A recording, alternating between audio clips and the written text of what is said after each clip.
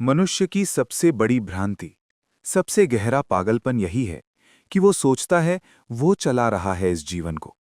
वो सोचता है कि अगर वो चिंता नहीं करेगा, अगर वो योजनाएं नहीं बनाएगा, अगर वो मुट्ठी कस कर नहीं रखेगा तो सब कुछ बिखर जाएगा।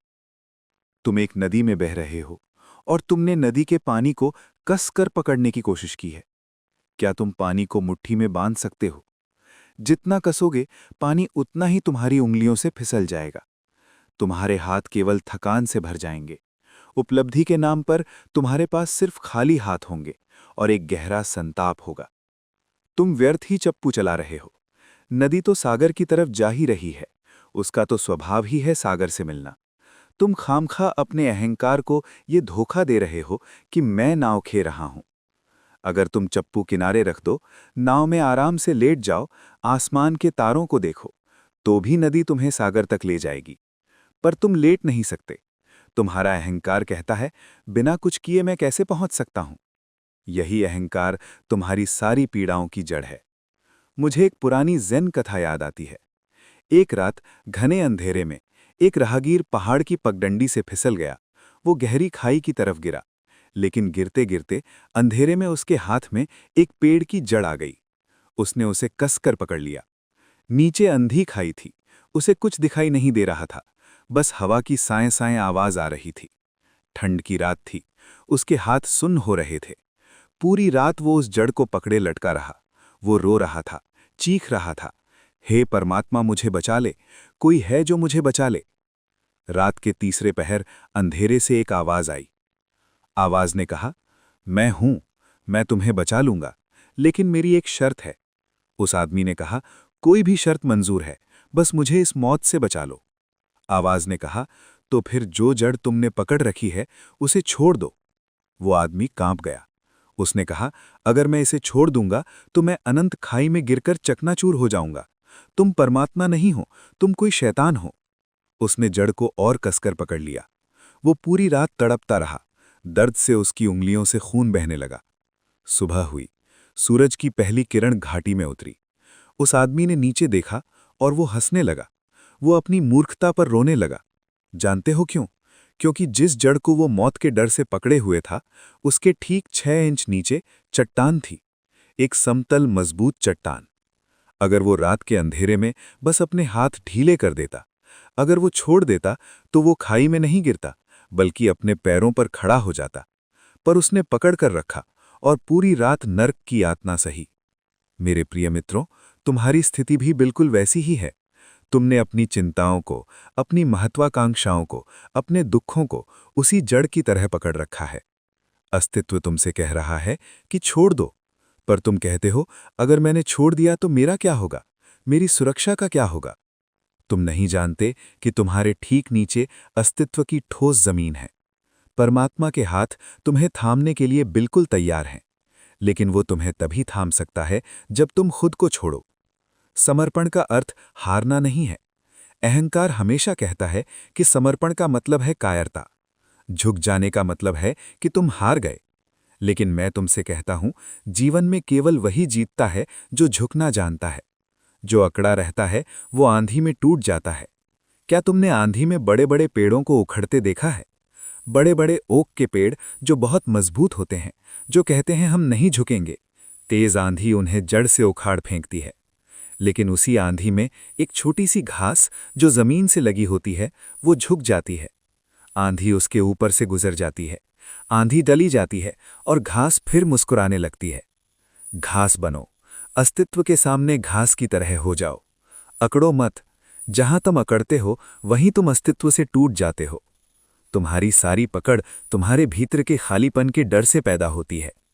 तुम अकेले बैठने से डरते हो। तुमने कभी गौर किया है, अगर तुम कमरे में अकेले हो तो तुम तुरंत टीवी चालू कर दोगे, मोबाइल देखने लगोगे, अखबार उठा लोगे या किसी से बात करने लगोगे। तुम अपने ही साथ एक पल भी नहीं रह सकते। क्यों?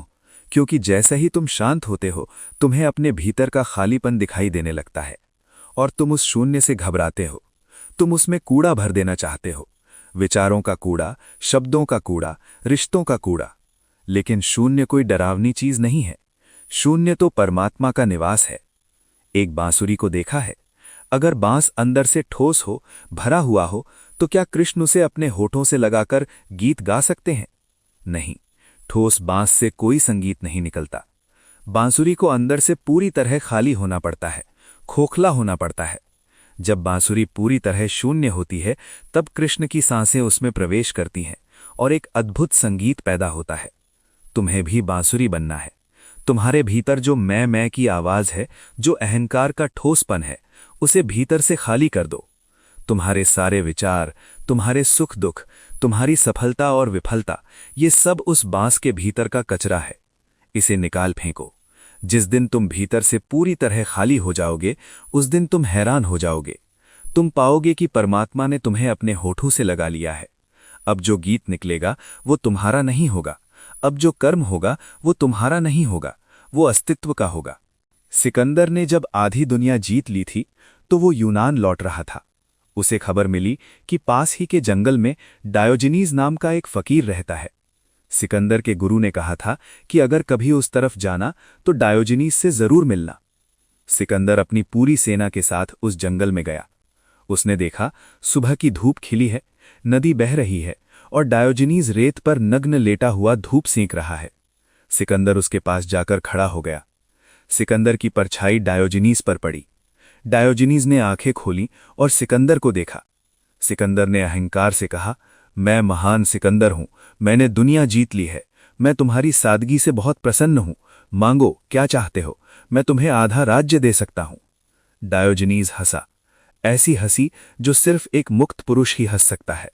उसने कहा, अगर तुम सच में मुझे कुछ देना चाहते हो तो बस थोड़ा सा खिसक जाओ। तुम मेरी धूप रोक रहे हो। इसके अलावा मुझे तुमसे कुछ नहीं चाहिए। सिकंदर सन्न रह गया। उसने पहली बार किसी ऐसे आदमी को देखा था जिसके पास कुछ नहीं था, फिर भी वो सम्राटों का सम्राट था। सिकंदर ने कहा, अगर मैं सिकंदर न होता तो मैं डायोजनीज होना पसंद करता। डायोजनीज ने जवाब दिया, तुम अभी भी डायोजनीज हो सकते हो। किसने तुम्हें रोका है? तुमने व्यर्थ ही अपने कंधे पर दुनिया भर का बोझ उठा रखा है। तुम्हारी इन जीतों का क्या अर्थ है? कल तुम मर जाओगे और तुम्हारे दोनों हाथ खाली होंगे। फेंक दो इन तलवारों को। आओ मेरे पास लेट जाओ, धूप सेंको। लेकिन सिकंदर छोड़ नहीं सकता था। उसने कहा, अभी नहीं, अभी मुझे बहुत कुछ जीतना है। जब मैं पूरी दुनिया जीत लूंगा तब मैं तुम्हारे पास आऊंगा और ऐसे ही आराम करूंगा। डायोजनीज ने कहा, पागल आदमी, जो कल नहीं छोड़ सकता वो कभी नहीं छोड़ सकता। आराम करने के लिए दुनिया जीतने की क्या जरूरत है? आराम तो अभी इसी क्षण किया जा सकता है। और तुम्हें पता है, सिकंदर कभी वापस नहीं लौट पाया। वो रास्ते में ही बीमारी से मर गया। मरते वक्त उसने अपने वजीरों से कहा था कि जब मेरी अर्थी निकाली जाए तो मेरे दोनों हाथ कफन से बाहर लटके रखना, ताकि दुनिया देख सके कि महान सिकंदर भी खाली हाथ ही वापस जा रहा है। छोड़ना कोई भविष्य की घटना नहीं है, ये अभी है, यही है। तुम कल के इंतजार में मत रहना। मन हमेशा कल की बात करता है। मन कहता है, जब मेरे बच्चे बड़े हो जाएंगे, जब मेरी नौकरी रिटायरमेंट पर आ जाएगी, जब बैंक में पर्याप्त धन होगा, तब मैं ध्यान करूंगा, तब मैं समर्पण करूंगा। ये मन की सबसे बड़ी चाल है। कल कभी आता नहीं। जो है वो आज है, अभी है। आओ इसे एक प्रयोग में उतारें। इसी क्षण जहां तुम हो, अपनी आंखें धीरे से बंद कर लो।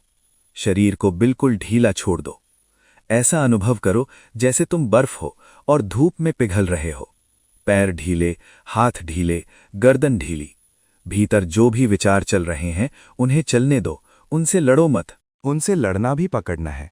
बस उन्हें ऐसे देखो जैसे तुम सड़क किनारे बैठे हो और गाड़ियां गुजर रही हैं। तुम सिर्फ गवाह हो, तुम सिर्फ साक्षी हो। सांसों को भीतर आते देखो, सांसों को बाहर जाते देखो। तुम कुछ मत करो। सांस अपने आप चल रही है, जीवन अपने आप हो रहा है। तुम्हारे किए बिना सूरज उगता है, फूल खिलते हैं, चांद निकलता है। तुम्हारे बिना भी ये अस्तित्व पूर्ण है। बस इस पूर्णता में खुद को छोड़ दो। कह दो अस्तित्व से, मैं नहीं हूं, बस तू ही है। जैसे ही ये मैं गिरता है, एक परम शांति तुम्हारे भीतर उतरने लगती है। तब तुम्हें कुछ भी पाने की जरूरत नहीं रहती, क्योंकि तुम ही वो सब कुछ हो जाते हो जिसे पाने के लिए तुम दौड़ रहे थे। तुम नदी नहीं रहते, तुम सागर हो जाते हो। इसी मौन में डूबो, इसी शून्य को अपना घर बनाओ। यही सन्यास है, यही मोक्ष है। मेरी बातों को इतने प्रेम और शांति से सुना। तुम्हारे भीतर बैठे उस परमात्मा को मेरा प्रणाम है। मेरा प्रणाम स्वीकार करें।